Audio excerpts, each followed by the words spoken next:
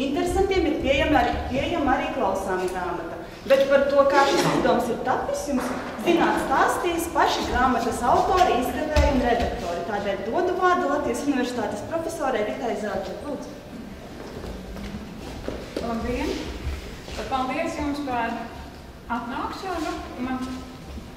Man un mums ir prieks jūs redzēt šeit tik daudzus, un tas ir ļoti jauki.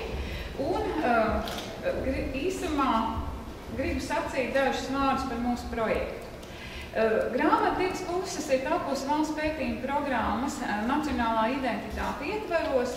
Šī ir valsts pētījuma programma 4 gadu ilgumā, un tūlītās jau programma ir iegājusi savos pēdējos mēnešos. Bet divas puses ir viens no pašiem pirmajiem mūsu darbiem šīs programmas ietvaros. Un mūsu darba grupa ir diezgan neliela. Grāmatai ir 2 zinātniskie redaktori, proti Ulris Neiburgs un es, bet ļoti lielu darbu ir paveikuši mūsu doktoranti, jo tieši viņi ierakstīja un atšifrēja dienas grāmatu tekstus. Un arī šodien savā stāstījumā viņi nedaudz pastāstīs par savām personīgajām attiecībām ar tekstiem, ar burtnīciņām, ar lapām, kas ir tapušas kara laikā, un turklāt šādā ļoti dīvainā, mūsu laikiem dīvainā, neierastā, ekstrēmā situācijā, proti tiešām, kā es saku, šobrīd tiešām īstā karā. Un savās sarunās, jo dienas grāmata jau ir cilvēka paša sarunas pašam ar sevi, varbūt ar cerību, ka šīs uzrakstītās lapiņas paliks pēc paša cilvēka, ka tā cilvēka vairāk nebūs. Un tā ir saruna ar sevi, ar savām mājām, ar dzimtenē, mājās palikušajiem draugiem, visvairāk, protams, ar sievām un ar bērniem. Un nezinot, vai šī nākamā tikšanās būs. Un tāpēc šobrīd mūsdienās, kad kara laika dienas grāmatu tiešām vairs nav saglabājies daudz, jo Sarkanajā armijā dienas grāmatas bija aizliegts rakstīt, un par dienas grāmatu rakstīšanu arī varēja nokļūt nāvē. Savukārt Vācu armijā rakstujušās dienas grāmatas gūsta nometnēs, gan arī pēc tam lēģeros Krievijā, lēģeros šeit, bailēs no padomu režīma, tika diezgan daudz iznīcināts.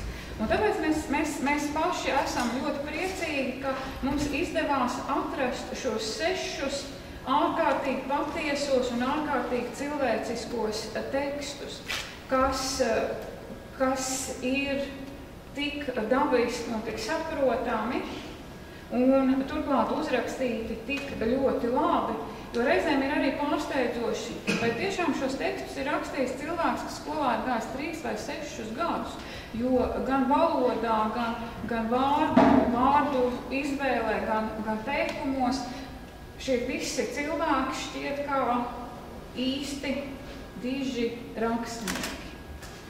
Nu, tā savā šajā stāstā par šo grāmatu mēs mēģināsim pakāpeniski izstāstīt par to, kāda ir šī grāmata un kāpēc šī grāmata ir tik svarīga un tik nozīmīga mums pašiem, ar cerību, kad šī grāmata būs svarīga un nozīmīga arī jums. Paldies, un tālāk mūsu sarunu turpina vēstures doktors, Latvijas okupācijas muzeja un Latvijas universitātes pētnieks Ulris Neiburgs. Lūdzu.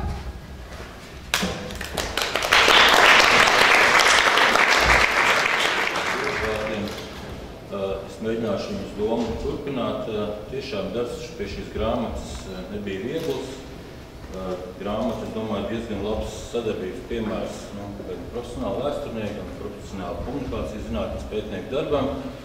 Un grāmata, protams, ir varbūt daudzslāņaina, tur ir gan emociju pilnas, dienas grāmatu lapuses, gan arī vēstures fakti un komentāri, lai varbūt, kas, es domāju, papildina viens otru. Mans mērķis varbūt šodien jums pateikt dažus vārdus vairāk par šo vēstures notikumu pusi, jo par emocijām un citām kara gaita izpausmēm runās kolēģis. Veidojot šo grāmatu, mēs varbūt pirmo reizi darījām ar tādu lietu, ka pirmo reizi, es domāju, Latvijā pēc neatkarības atjaunošanas vienā grāmatā ir šīs nosacītas divas puses, ko mēs esam likuši vārdu divas iekavās, tie ir latviešu karavīri Sarkanajā armijā un latviešu karavīri Vācijas armijā. Un tas varbūt ir labi, ka viņi dzīvo vienā grāmatā, viņi kopā, viņi nekaro savā starpā jau vairāk kā pusgadsimtu pēc Otrā pasaules kara beigām. Un arī mēs lielā mērā varbūt ar savu grāmatu aicinām Latvijas sabiedrību tātad vairāk nekarot vai teiksim, labāk drīzāk saprast vieniem otru, jo otrais pasaules karš kopumā, ja mēs skatāmies, domāju, Latvijai ir diezgan liela traģēdija. Latvija zaudē savu valstisko neatkarību, piedzīvo padomju, nacisti pēc tam atkal padomju okupāciju. Un kopskaitā mēs zinām, apmēram 200,000 Latvijas dažādu tautību iedzīvotāji Otrā pasaules kara frontēs piedalās abu karojošo totalitāro lielvaru sastāvā. Tātad 110–115,000 Vācijas bruņotajos spēkos, no tiem apmēram 52,000 tas esam ieroči SS karaspēkā, 15. 19. divīzijā, citās mazākās vienībās, un gandrīz 100,000 cilvēku Sarkanajā armijā, tie ir gan bijušie 4. teritoriālā korpusa karavīri gada sākumā, vēlāk 201. latviešu strelnieku un 43. gvardas latviešu strelnieku divīzijas karavīri. Un tie ir arī vairāk kā 50,000 mobilizētie Latvijas iedzīvotāji, kas Sarkanajā armijā nonāk jau pašās kara beigās, 44. 45. gadā. Un viņiem visiem kopīgs varbūt ir tas, ka mēs zinām, bruņotie formējumi mums ir bijuši dažādās pusēs, un abi šie režīmi ir, viņu karavīri ir karojuši gan frontē, gan veikuši varbūt dažādas represīvas darbības, dažādas citas struktūras arī kara laikā pastāv, bet karavīriem, par kuriem mēs runājam, par kuriem ir šī grāmata pamatā, viņi ir cilvēki, kas lielākā daļa, varbūt daļa brīvprātīgi, bet lielākā daļa tomēr piespiedu mobilizēti nonāk šajā karā, pārkāpjot 1907. gada Hāgas konvenciju, kas aizliedz okupētāju valstīm iesaukt iekaroto zemju iedzīvotājus. Un tā traģēdija varbūt mūsu kopīgā ir tāda, kad viņiem, diemžēl, nav iespēja, viņiem nav lielas izvēles šajā karā piedalīties Latvijas armijas sastāvā, uzvilkt Latvijas armijas formastērpu. Un lielā mērā varbūt šī traģēdija ir gājusi arī viņiem līdzi pēc kara, viņu pēcnācējiem. Arī mums ir izdevies apzināt daļu viņu piederīgos. Un arī runājot ar viņiem, mēs esam sapratuši to, ka diez vai mēs šodien spēsim pārliecināt vienas vai otras puses karojošo karavīru, kad viņš bija pareizā vai nepareizā pusē, tāpat arī viņu bērnus, mazbērnus. Un būs cilvēkam daudz svarīgāks par citiem datumiem būs 9. maijs, citiem cilvēkiem, un svarīgāks par citiem datumiem būs 16. marts. Taču es domāju, svarīgi ir saprast labāk vienam otru, saprast šos cēloņus, motivāciju, kāpēc šie cilvēki atradās vienā vai otrā frontes pusē. Un, manuprāt, tas atslēgas vārds ir zināšanas. Ja mēs vairāk zināsim, mēs mazāk tātad strīdēsimies savā starpā, mums būs mazāk ko varbūt pārmest dažādām pusēm. Un tikai tā mēs arī sasniegsim kādus pozitīvus mērķus nākotnē. Tā kā nobeidzot savu uzstāšanos, mans novēlējums ir lasīt šo grāmatu, kam vieglāk latviski, kam vieglāk krieviski, klausīties klausām grāmatu un domāt līdzi gan par vēsturi, gan par tagadni, gan arī par mūsu nākotni. Paldies!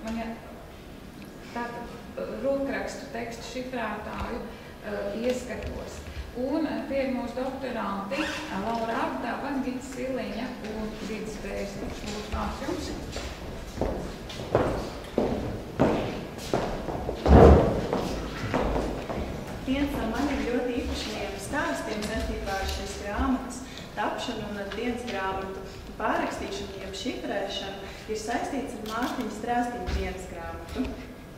Un stāsts ir par pētnieku intuīciju, jo dienas grāmata bija visnotaļ apjomīga, un tā kā tā glabājās Latvijas Valsts arhīvā, tad es vairākus mēnešus katru dienu devos uz turieni, lai strādātu ar dienas grāmatu tekstiem. Un, protams, ka es jutos, ka es esmu ļoti iepazinusi šo cilvēku. Un es arī braucot tur bieži vien apdomāju, kā man varētu klāties un ko es tālāk varētu lasīt viņa dienas grāmatu. Kādā brīdī man radās sajūta, ka varbūt ka viņš tomēr ir palicis dzīvs, jo viņš bija gados mazliet vecāks cilvēks. Un viņš centās būt tāds diezgan uzmanīgs un piesardzīgs un saudzēt tomēr sevi arī karā. Un man radās šī sajūta.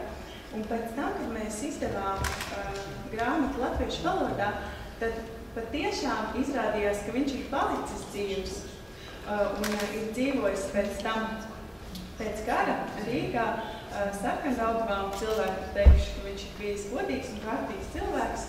Un šis ir tas stāsts par to, cik ļoti var iepazīt cilvēku, lasot viņa dienas grāmatu, ka pat iespējams kaut kādā veidā nedaudz nojaust to, kas ar viņu ir noticis tālāk. Un es gribētu nolasīt kādu lapusi no viņa dienas grāmatas. Savu dienas grāmatu viņš rakstīja uz telegrāmu lapām ar zīmuli, kad zīmulis kļuva neass, tad ar lielākiem burtiem. Un dienas grāmatu viņš pārsvarā velta tēlam, uzrunājot mans mīļais dēls vai mans dārgais dēls, bet dažkārt arī sievai.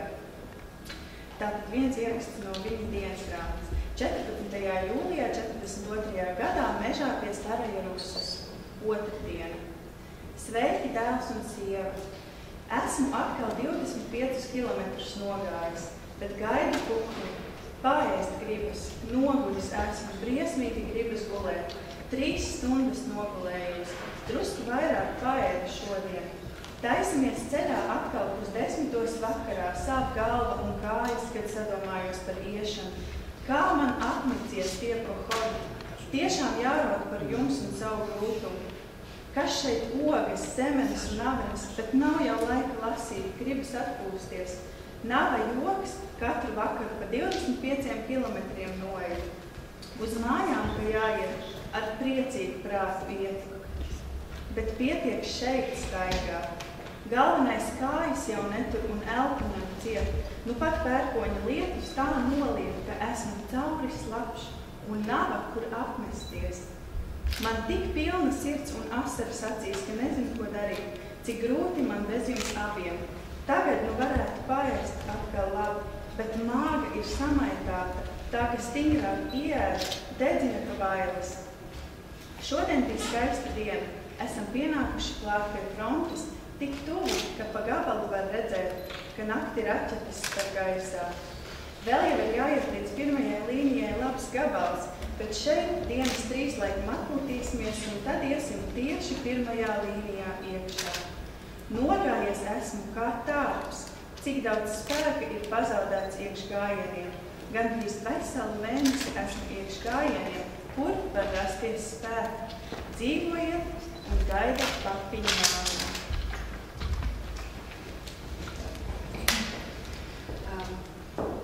2010. gada ziema bija ļoti augsta, bet ļoti īpaša,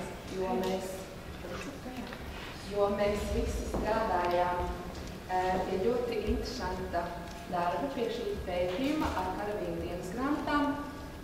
Un tas bija tāds patiešām ļoti interesants un svarīgs brīdis, kad tu saproti, ka pētnieka neutralitāte sastopas ar tavām emocijām, līdzdzīvošanu un arī ar notikumiem šajās dienas grāmatās.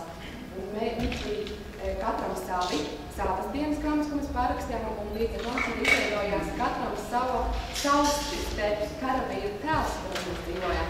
Mēs salīdzinājām un pārunājām tās lietas, ko viņi bija ēduši, kur bijuši. Mans īpašais stāsts ir saistīts ar to, ka vienā no dienas grāmatām, laikā, kad es pārrakstīju dienas grāmatu, viena no es dzīvoju Madonā. Un patiešām īpaši mirklis bija tas, kad pārrakstot vienu no šīm dienas grāmatām, es sastapos ar izlasīju, ka tur bija minētas kauju vietas, kas ir līdzās manai tā brīd dzīvesvietai, un es patiešām nevarēju nebraukt un neapskatīties šīs vietas, un tas ir tāpēc svarīgi, kā tas bija mirklis, kad sastopās šī kara laika pieredze ar mūsdienu pieredzi, manām pašas emocijām un līdzīvošanām. Ar to mēs arī domāju, ka esam nodevuši lasītājiem šo sajūtu. Otrs īpašais tiešām brīdis bija tāds, kad vienai no dienas grāmatām sākumā nebija zināms autors, to nebija zināms šī dienas grāmatas glabātāji, bet pārrakstot dienas grāmatu, tās autors pats sevi atklāja, bija ierakstījis savu vārdu, un tas bija man patiešām ļoti īpaši un saviņojoši mirklis, kad es šo vārdu atklāju un varēju pastāstīt pāriem kolēģiem par savu atklājumu. Un tāpēc arī, tas bija Alberta Dāvonis, to bija ierakstījis šo savu vārdu. Un arī no viņa dienas grāmatas vēlētos nolasīt vienu fragmentu jums. Ir 1942. gada ziema, 24. decembris, 22:30. Ziemassvētku vakars. Sēžu vien tajā pašā zemnīcā. Viss pa vecam. Pulks atkal bez cilvēkiem. Esam pie sāģām straukumā, kas ieņemt laipni neizdosies, lai gan tāds uzdevums mūsu pulkam vēl pastāv. Atrodos pie rokas apauska. Ārā šalaškā stāv zirgi. Pie manas zemļankas zirgiem un vezumiem stāv diennieks. Atnāk puiši no priekšējām līnijām, kas no divīzijas akumulātoru bāzes nogādā pielādēto akumulātoru pulka ar aizstacijām, sakaru uzturēšanai, ar bataljoniem un divīzijas kāpēm. Sēžas no kaktā un rakstu. Ārā pieņemas augstums. Ienākošai zemļankā turiņ sildās pie krāsnes, kur uzrauga un kurina pipariņš, maza auguma Jelgavnieks, kas vienmēr sūdzas par briesmīgi ilgu šo karu. Jelgavā viņš atstājis sievu, kura gan no dzeršanas pēc redzējusi mazspriedni. Lūstot brīžos viņš pats tā atzīstas. Citi visi Kalniņš, Liepļevs, Lēmjans un Rēvis šobrīd. Esmu drukši iedzēris, taču Ziemassvētku. Ipaļņš no vakara ienesa zemnīcā pāris egles zarus, kurus ar naglām iesita pie zemnīcas sienām. Zem viena šāda egles zara pakāra alumīnija kakli, uz kura uzlipināja vecnu sveci, tā ka sveces gals nāk caur skujām. Svece aizdedzināja pulksteni 20:45. Ziemassvētku eglīti. Sēžu pie šīs eglītes, skatos resmās sveces spožajā liesmā un domāju. Ja no malas kāds noskatītos, varbūt izskatītos tā, kā kāds muļķis skatās uguni un iekšķi. Domāju par savu muļku un mešu, vai tiem arī šovakar dara eglīti, kaut vai tiek tādu, kādēļ man. Esmu pārējies.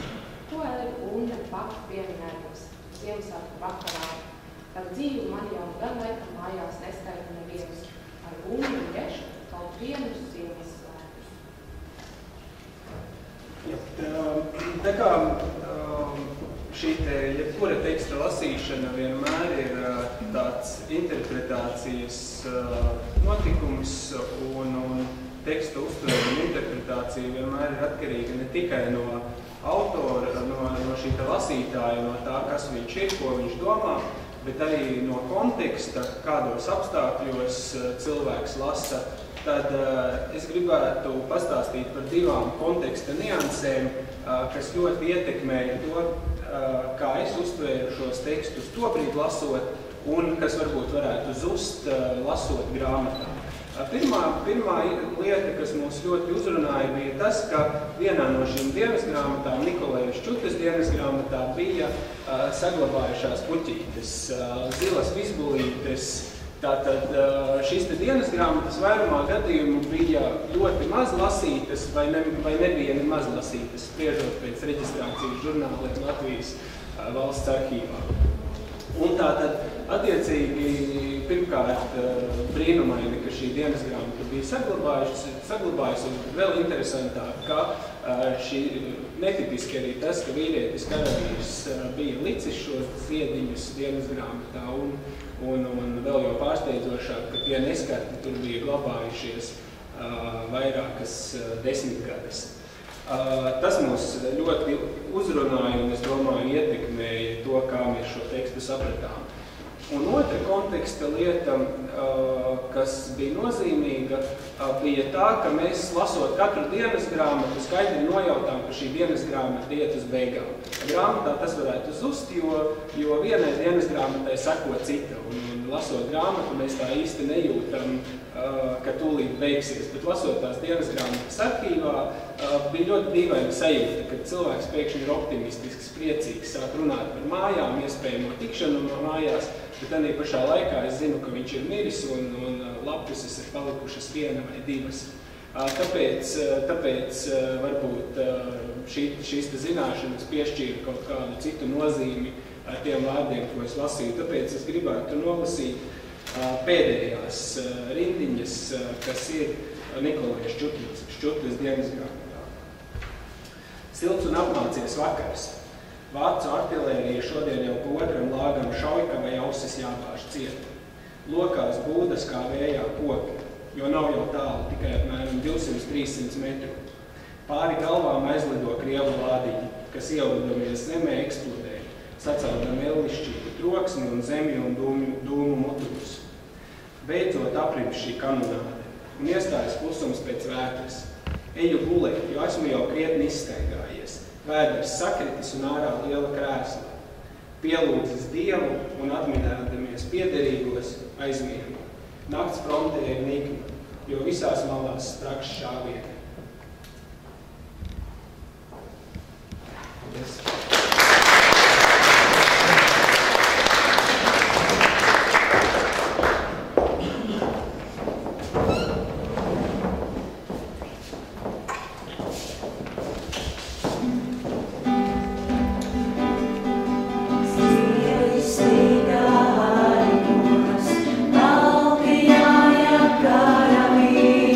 I'll be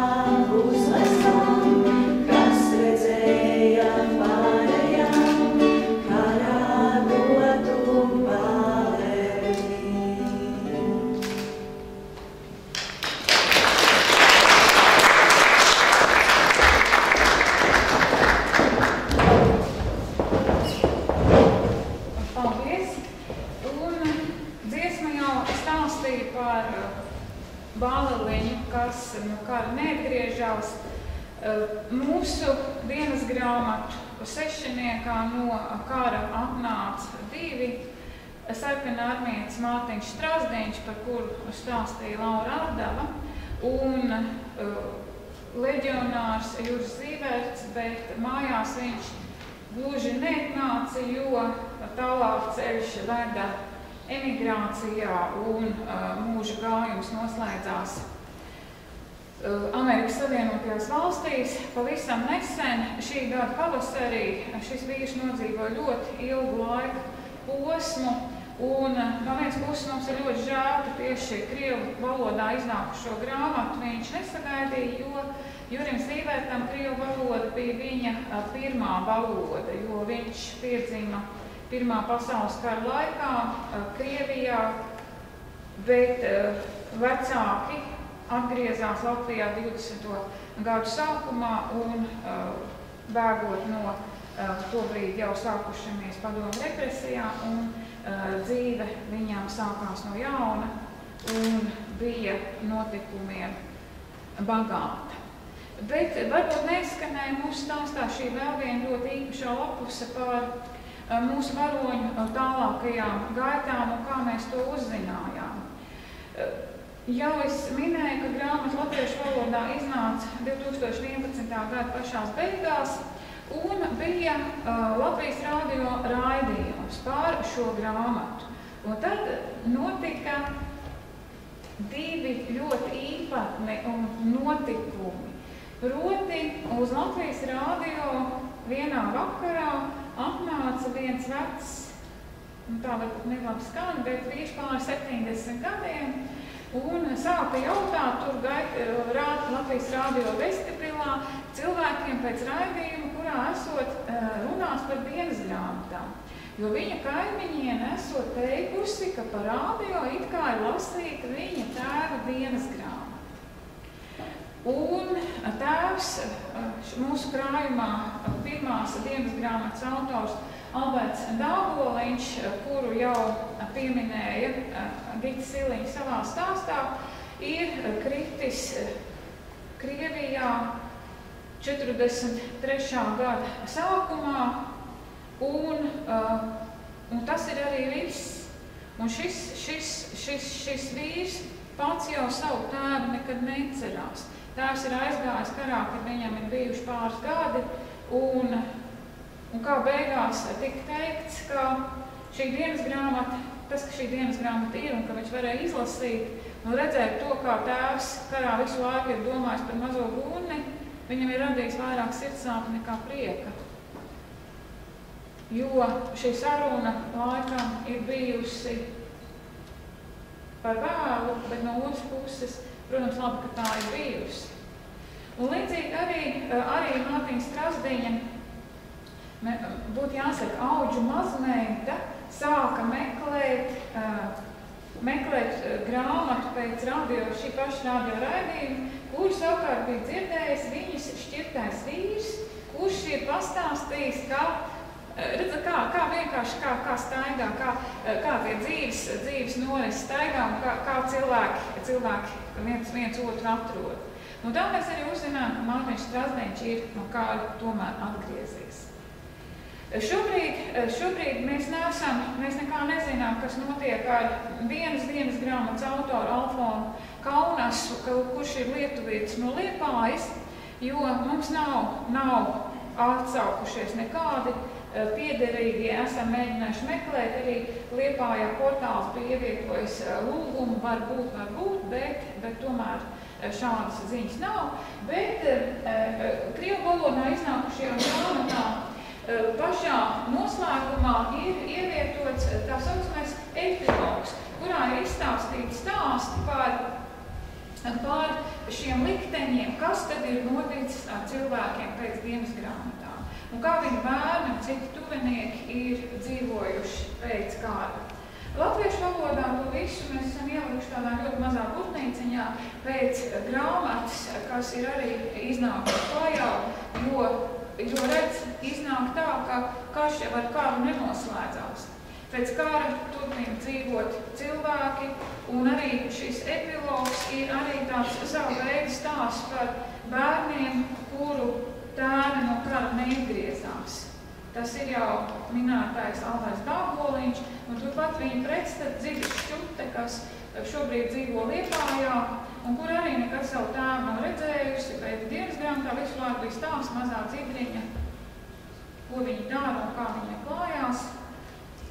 Bet ir meitene, kura šobrīd jau ir sieva gados, un kura ik pa laikam mūsu sarunā ar mums teica, mana dzīve noteikti būtu bijis savādāka, ja tēvs būtu no kara pārnācis. Tāds ir mūsu stāsts, un šajā stāstā politikas faktiski nav, un ir tikai cilvēki ar saviem likteņiem, ar savu dzimtenes mīlestību, ar ilgām pēc mājām, kuras ir pilnīgi vienādas, kurā frontes pusē ir cilvēks. Šajā grāmatā var arī izlasīt mūsu vairāk akadēmiskā stila rakstus, un nebūtu rakstu par latviešu militāriem kovējumiem. Klints Ločmēls rakstu par karavīriem pēc kara, kurā atainojās mūsu sarunas, mūsu projektu ietveros notikušās sarunas ar bijušajiem karavīriem. Bet jāteic, ka, manuprāt, svarīgākais ir tieši pašas dienas grāmatas un šie stāsti. Tālūk. Tagad vārdu mēs dodam mūsu grāmatas izdevējam Jānim Lokam, jo grāmata ir tapusi Apgādā Mansards, un mēs Apgādā Mansards esam ļoti pateicīgi arī par grāmatas vizuālo veidu, jo skatoties redzat uz grāmatas vāka, kas arī šur tur ir pavīdējis uz ekrānu, pavīdējis vēl, ir tā, ka ir, jāsaka tā ir daļēji fotomontāža, bet ļoti simboliska fotomontāža, jo vienā pusē mēs esam, mūsu mākslinieks ir licis karavīrus, latviešu karavīrus Vācu armijā, un otrā pusē latviešu karavīrus Sarkanajā armijā. Tas ir divas karavīru vienības no dažādām fotogrāfijām, bet kopīgais ir šis frontes ceļš, kas vērt pāri kara purviem un kara iznīcinātiem mežiem, un redzat, kā šie cilvēki faktiski izgājas, viņi paši, mēs varētu teikt, pārtok kaut kādā līdzīgā veļiem, un faktiski kara ceļš līdz ar to ir līdzīgs veļu ceļam, un tāpēc arī šis attēls ir arī vēl viena daļa no stāsta. Un tagad Apgādas Mansards un tā vadītājs Jānis Oga saka no savas puses. Paldies profesorai Zelčai. Labdien visi, un gribētu paturpināt gan profesors teikto, gan Diča Bērziņa minēto, ka šī grāmata lielā mērā ir tāds brīnums un brīnumainu sakritību, bet varbūt likumsakarību virkne, jo pirmām kārtām tas, ka šīs dienas grāmatas vispār ir atnākušas līdz mūsdienām, lai gan to autori viena daļa krita karā, un faktiski šobrīd jau neviens vairs nav dzīvo vidū, bet šīs dienas grāmatas ir saglabājušās un pateicoties pētnieku interesei nokļuvuši grāmatu vākos, lai gan nekad, par to gan brīdi esmu pārliecināts, rakstot tās nevienam no to autoriem nebija doma kādreiz šos tekstus publicēt. Otrkārt, kāpēc brīnumaini arī atsaucoties uz grāmatas vāku, šī iecerē radās mums visiem kopīgi par to, un ir pat igauņu kolēģi liecinājuši, ka, piemēram, Igaunijā pastāv šādas fotogrāfijas, kur gan sarkanā armijas, gan leģionāri karavīri formas tērpos ir fotografējušies blakus par spīti bailēm, aizliegumiem un sekām, kas varētu draudēt par šādām fotogrāfijām, bet liecinot to, ka šie cilvēki, karojot divās frontes pusēs, ļoti bieži tomēr atradās vienās telpās dažādās dzīves situācijās, kāds karš ir piespēlējis. Bet brīnumaini tajā ziņā, ka gan sākot ar šo grāmatu, gan turpinot ar citām sērijas nospiedumu grāmatām, kuras jūs šeit varat apskatīt, šī sadarbība dažādu pētnieku vidū faktiski bija pateicoties, iespējams tikai pateicoties tai cieņai un uzticībai un draudzībai vienam pret otru, kas radīja šo aizrautību un faktiski likumsakarīgi arī izdevās šie pētniecības rezultāti. Gan grāmatas, gan arī tas, kā tika atrasta vai kā paši pieteicās šo dienas grāmatu autoru tuvinieki. Un visbeidzot, trešais brīnums ir šīs grāmatas tulkojums krievu valodā, kas beidzot ir ieraudzījis grāmatas vākus un ir tagad arī pieejams tirzniecībā un šodien arī šeit Daugavpilī, jo es ikdienā strādāju latviešu literatūras tulkojumiem svešvalodās un zinu, cik liela nozīme ir gan mūsu literatūras ceļiem pasaulē, ja tie ir pieejami kvalitatīvā tulkojumā, gan vispār kāda nozīme ir grāmatu tulkojumiem, jo es domāju, ka lielākajai daļai no mums par spīti tam, vai mēs zinām kādu valodu vai nezinām, tomēr būtiskākās grāmatas savai personības attīstībai un pieredzēji tās, ko mēs esam lasījuši savā dzimtajā valodā. Tāpēc man ir prieks, ka šo grāmatu varēs izlasīt arī ļaudis, kuriem dzimtā valoda ir krieva valoda, par spīti tam, cik labi vai slikti viņi zinātu latviski, bet tulkojums un šīs dienas grāmatas, kas ir pārtapušas ārkārtīgi labā mūsu profesionālā tulkotāja Žanas Ezītes veikumā, kur arī ir tulkojusi gadu gaitā ļoti daudz latviešu literatūras, klasikas krievu valodā, arī šīm dienas grāmatām piešķir kādu jaunu dzīvi un daudz jaunu lasītāju. Tāpat mēs ceram arī uz tulkojumiem citās valodās, tādējādi varbūt piesaistot pētnieku intereses arī citās valstīs, jo šādu unikālu tekstu, kas ir saglabājušies no Otrā pasaules kara gadiem, visumā ir ļoti maz. Paldies komandai un paldies visiem, kuri šodien ir klāt.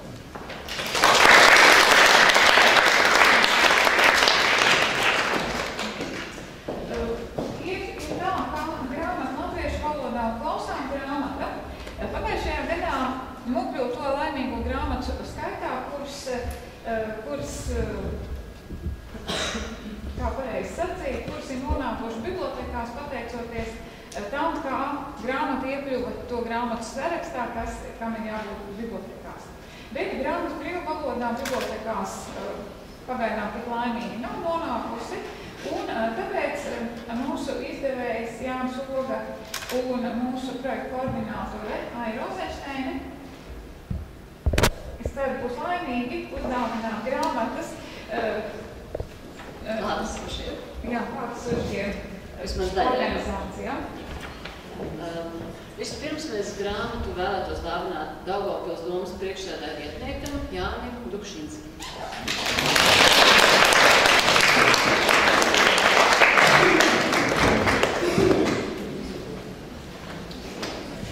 Otru grāmatu klausām grāmatu Daugavpils kultūras pārvaldes vadītājai Elienorai Koščinskai.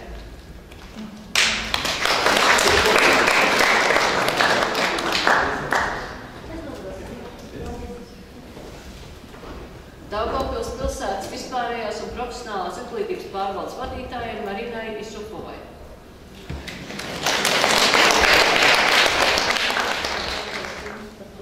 Ārkārtīgi lielu darbu par jūsu ideju un par iespēju šodien mums visiem ieslēgties vēsturē. Paldies jums! Un tiešām Latvijas centrālajā bibliotēkā un visas filiāles grāmatu latviešu valodu jau ir, un ar to var iepazīties. Runājot tātad ar kolēģiem, pateica, ka pat divās filiāles ir izdeva šo grāmatu, un tā kā krievu valoda Daugavpilī ir ļoti populārā, tātad paldies jums par iespēju mums mūsu krājumā arī saņemt grāmatu krievu valodā.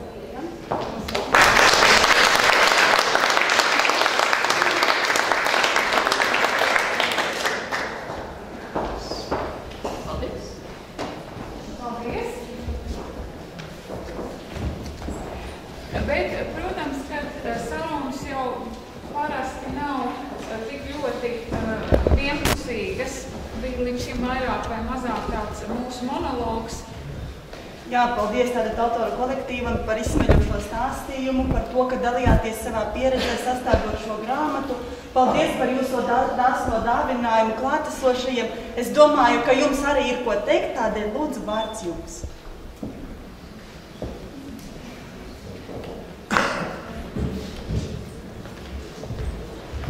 Daugavpils vēstures skolotāji ar šo grāmatu jau iepazinās tad, kad viņi bija latviešu valodā. Un dažās skolās, par kurām es zinu, ir ļoti pozitīvas atsauksmes par šo grāmatu, jo tā dod iespēju skolēniem redzēt karavīru dzīvi, redzēt to gara acīs, pat iejusties šajā dzīvē un līdz ar to labāk izprast vēsturi. Tādēļ vēlreiz mīļš paldies par šo iespēju, arī dzirdēt grāmatas prezentāciju, kas ir otrs tāds ļoti interesants piedzīvums pēc tam, kad grāmata ir izlasīta, dzirdēt tās prezentācijas. Tādēļ ļoti liels paldies no Daugavpils vēsturniekiem.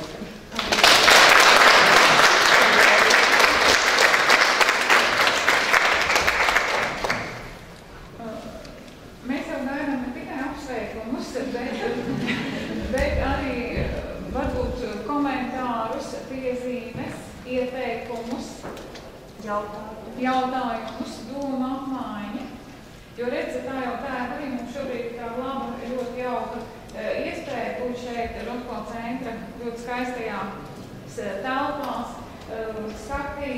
skatīt šeit uz ekrāna nedaudz arī grāmatā ievērtās attēlu kolekcijas, kas ir šobrīd atrodamas gan Latvijas Valsts kinofotofono dokumentu arķīvā, fotogrāfijas muzejā, okupācijas muzejā, kara muzejā un arī, protams, privātu kolekcijās. Arī šeit uz ekrāna, jūs redzējāt, arī bija dažas lapiņas no dienas grāmatām. Arī jūs redzējāt, ir šie teksti ar zīmolu rakstīti, kas ir rietums padzisuši vai izplūduši ūdens vai citās ciklos mirkļos. Un arī esam šajā mūsu bilžu fotogrāfiju kolekcijā likuši kopā gan vienu, gan otru pusi, un pa vidām grāmatu un arī klausām grāmatu, kurās šie stāsti apvienojās. Arī runājot par skolām, kad skolās klausām grāmatu, kā mums daži skolotāji teikuši, ir ļoti laba, jo īsajā mirklī, kamēr atskan dienas grāmatas fragments, arī skolāniem ir iespējams dzirdēt šos tekstu, kas varbūt arī rosina lasīt. Varbūt ir kāds tagad saņēmies drosmi. Kaut ko sacīt, lūdzu. Dmitrij, lūdzu.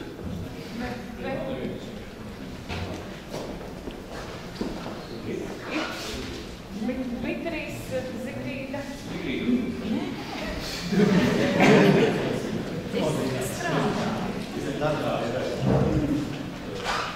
Es vienkārši turpināšu iesāko, ja, jo, man arī liels prieks, ka šis projekts ir realizēts un ka Daugavpilī mums šī tikšanās notika. Jā. Mēs tā gribējām organizatoriem pavilkt nedaudz uz vēlāku laiku, kad mums tie pasākumi sakrīt ar lāštēša dienu, varbūt vēl kaut kur jābēd laiks, kas viņu zina, varbūt augstāks paliks, sniegs vēl uzskatīs. Jā. Tāpēc nolēmām tā, ieplānojam to datumu tieši šodien. Jā. Un šodien, arī vēsturiski var būt zīmīgi tas, ka mēs šeit Cietokšnē esam. Jā. Tas, tomēr, ir vienmēr bijis militārs objekts. Jā. Un daudzi šie stāsti, varbūt, kas dienas grāmatā ir, viņi nav saistīti tieši varbūt ar Daugavpili kā pilsētu, varbūt ar Cietokšni, ja? Bet ir dažādas saistības ir tomēr. Ja? Jo es 2 nedēļas atpakaļ pieņemsim biju sadraudības pilsētā Naropominskā. Ja? Jo tā ir Daugavpils sadraudības pilsēta Maskavas apgabalā, ja? Un tur tiešām Latvijas 201. divīzijas karavīri. Un es, kad skatījos šo dienas grāmatu lasīju, paldies Vitai, ja? Es iepriekš arī iepazinos tātad, ja, un tiešām redzēju tās vietas, kur apglabāti latviešu karavīri, kas cīnījās tajā laikā frontē ar vāciešiem, ja, un tiešām no šīs divīzijas gandrīz nekas nav palicis pāri, viņi cieta ļoti lielu sakāvi, ja, tur vieta, ko saglabāt, bet Narokaminskas iedzīvotāji ļoti lepni par to. Tiešām, un pie kam, cik es zinu, tur ļoti daudz arī karavīri no Daugavpils, tieši no Jēkabpils, no Daugavpils šajā divīzijā karojuši, ja, un tāpēc ir šīs vietas, ir šie stāsti. Grūti pateikt, vai vēsturnieki ir pētījuši šo Narokaminskas, varbūt šīs dienas grāmatas, vai tur bija rakstīts vai nebijušas rakstīts, ja, bet, kad mēs tikāmies ar vietējiem iedzīvotājiem, viņi arī tā teica, ka tajās vietās bija ļoti lielas cīņas, ja, notika, un daudz ļoti cilvēku gāja bojā, ja. Tā zeme ir gandrīz slacīta asinīm, un vienmēr, kad kaut ko tur sēņo vai parok, atrod kaut kādus cilvēku kaulus vai kapi un tā tālāk, un tā aura ir diezgan bēdīga. Un bijuši pat tādi gadījumi, kad pa ceļu pieņemsim brauc kāds šoferis, pēkšņi aizmiet, ja, un viņš pamostas, kad laukus sēž kaut kāds karavīrs, kas viņu modines, ka klausies, iesi bojā ir nepamanīsies. Ja? Nu, vienkārši vai tā ir kaut kāda tāda izdomāta, varbūt stāsts, ja? Bet varbūt arī kaut kas cits grūti pateikt. Vienkārši ir tās vietas tiešām tādas trūmas. Ja? Un runājot par, tiešām tas ir tāds tā kā dokumentāls pamatīgs darbs, kuru tiešām es arī uzskatu šeit ne politika ir, bet tiešām te ļoti papildus zināšanas gan pieaugušiem cilvēkiem, kad šis jautājums interesē, un galvenais arī mūsu skolniekiem. Ja? Mūsu skolnieki, kas var palasīt, paskatīties, jo dienas grāmatas vispār ir tāda diezgan intīma vieta, gribas vienkārši dažreiz palasīt, ko tas cilvēks bija, un gribas arī to turpinājumu vienmēr kaut kur redzēt, kaut arī tas turpinājums dažreiz sapraujas, un viņa nav, vai cilvēks ir gājis bojā, dienas grāmata beidzas, bet vismaz tie apstākļi, viss tas cilvēka raksturs ļoti izpaužas, laikam, dienas grāmatas tekstos, ja, tāpēc lasīt tiešām ir aizrautīgi un interesanti, kad sāc šo grāmatu lasīt, gribas izlasīt visu, iepazīties vienkārši, un tad tā droši vien tā atmosfēra paliek kaut kā arī atmiņā un sāc domāt par tiem visiem procesiem, kā bija, jo arī bija tādi, es domāju, ka arī mums daudziem ģimenēs bija šie stāsti, ja, kad ir dažādi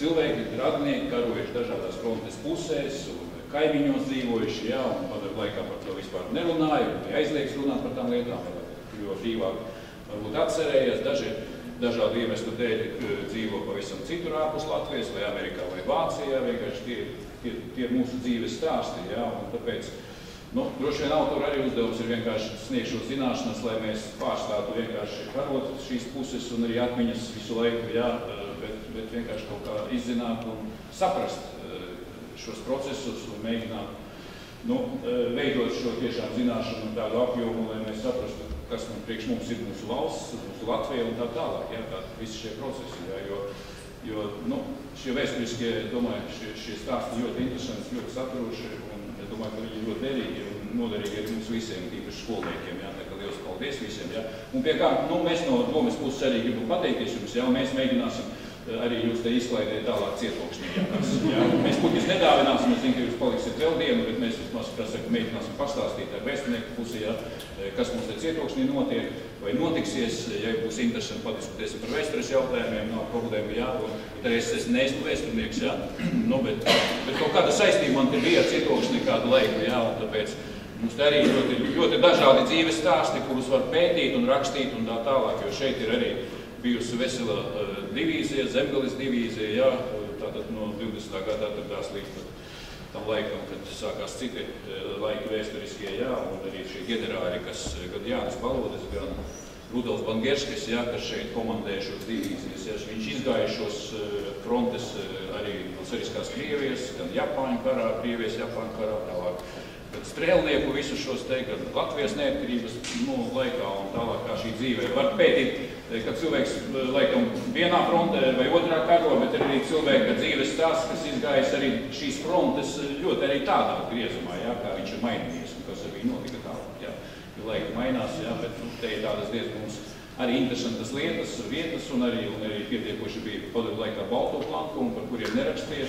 Varbūt vēstnieki ir pētījuši vairāk vai mazāk, jo mēs arī šeit veicot rekonstrukcijas darbus, arī šajā ēkā, klaužot grīdas, arī atradām dažādas, varbūt ne tādas saturīgas vēstures kā šeit, bet no padomu laikiem, jo šeit padomu laikā bija kara aviācijas augstskola, kur gatavoja kara inženierus, un ir atstāja zīmītes, kuras nogulēja 40 un tā tālāk vairāk gadu, un arī tādi interesanti vienkārši, par tām dzīves aktualitātēm, ko viņi raksta, arī tās ir mazas vēsturītes, kuras vajag droši vien vākt kopā, un mēs nododam muzeju tālāk, tas ir arī atmiņas, jā, un ļoti labi, ka šie cilvēki salasās kopā, jā, mums ir tāda tradīcija arī, ka arī bijušie padomju armijas karavīri salasās kopā, tie kursanti salasās kopā, atceras savus laikus. Varbūt pienāks tāds brīdis, ka mēs draudzīgi pie viena galda varēsim padiskutēt arī, droši vien tas arī notiek kaut kur, jā, bet dažreiz tie politiķi, tā sadara, ka vēlams labāk sašķelt un tā tālāk nekā domāt par to kopēju vienkārši, jā, tāpēc liels paldies, mēs no pašvaldības puses pateicamies par šo projektu interesanto, jā, mēģināsim atbalstīt jūs arī tālāk, kaut kādīgi, jā, mēs šorokāt, jā.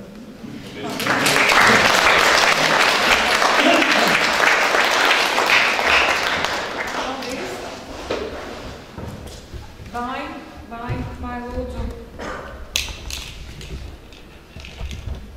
Nē, jā.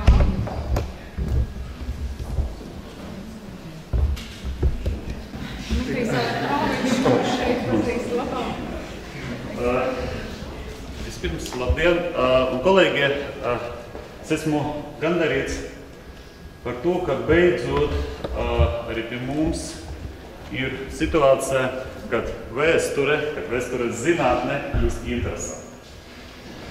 Jo ļoti bieži mēs visi, ir interesanti ne tikai tādiem fanātikiem, kuri ir gatavi atdot visu, lai sēdētu arhīvā, elpot putekļus un visu pārējo, bet arī plašākai publikai. Un turklāt ir interesanti nevis vēsture, kas ir sacerēta kaut kur par kaut ko, tieši tāpēc, ka bija jāuzraksta kaut kādu legendu, lai to vēlāk var pārdot, bet tieši akadēmiska, bet interesanta vēsture. Un tiešām es varu iedomāties, cik milzīgu darbu paveica pētnieki, jo svarīgi ir ne tikai fiziski, sēžot arhīvā, ilgus mēnešus to visu izdarīt, svarīgi ir izdomāt. Un tiešām tas ir zināmā mērā, varētu būt, es pateikšu ļoti skaidri, bet tas ir atversums Latvijas historiogrāfijā, un tas tiešām ir ļoti, ļoti svarīgi. Un skolotājiem šajā ziņā būtu ļoti interesanti arī padomāt par to, lai skolēni saprastu, ka ir divas puses. Un vienlaikus te ir viena. Te ir viena mūsu kopējā vēsture. Paldies jums!